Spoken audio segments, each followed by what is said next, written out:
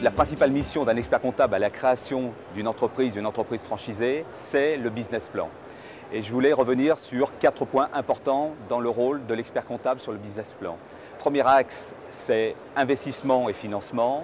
Deuxième axe, c'est le compte de résultats prévisionnels sur les 3 premières années.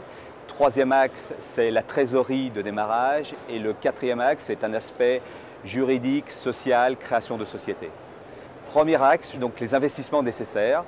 On peut les situer aussi sous 3 angles. Le premier angle, c'est des investissements incorporels. On peut citer comme le droit au bail ou l'achat d'un fonds de commerce, le droit d'entrée à payer aux franchiseurs, des investissements corporels comme l'agencement d'un magasin, le mobilier, le matériel informatique, et il peut y avoir des investissements financiers comme des dépôts de garantie. Face à ces investissements, il va falloir trouver des financements. Le financement initial sera l'apport personnel du franchisé. Et ensuite, le deuxième financement, ça sera un prêt bancaire. Et on situe l'apport personnel aux alentours de 30% et un prêt bancaire aux alentours de 70%. Deuxième élément de ce budget prévisionnel, ça va être l'activité sur les 3 premières années. Donc on va définir un niveau de chiffre d'affaires avec des charges d'exploitation et donc un résultat. Et donc on va prévoir le démarrage et la montée en puissance du chiffre d'affaires. Troisième axe de ce prévisionnel, c'est la trésorerie. Il va falloir prévoir pour le franchisé une trésorerie nécessaire pour couvrir les premiers frais d'exploitation parce que le chiffre d'affaires va monter progressivement. Le dernier axe à prendre en considération pour le montage du prévisionnel, c'est ce qui va être relatif au statut du futur dirigeant de l'entreprise, le gérant.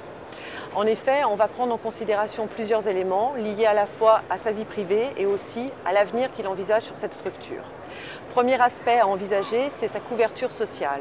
En effet, il va falloir prendre en considération quelles contraintes il a au niveau de sa couverture sociale, au niveau personnel comme au niveau familial. Est-ce qu'il souhaite cotiser au RSI ou au régime des salariés et quels vont en être les coûts liés en conséquence. Deuxième aspect à prendre en considération, ça va être l'optimisation fiscale, à la fois de ses revenus d'activité, mais aussi pour ses revenus personnels, voire pour ses plus-values professionnelles. On a des régimes de fiscalité en France qui permettent différentes optimisations et avec des coûts très différents.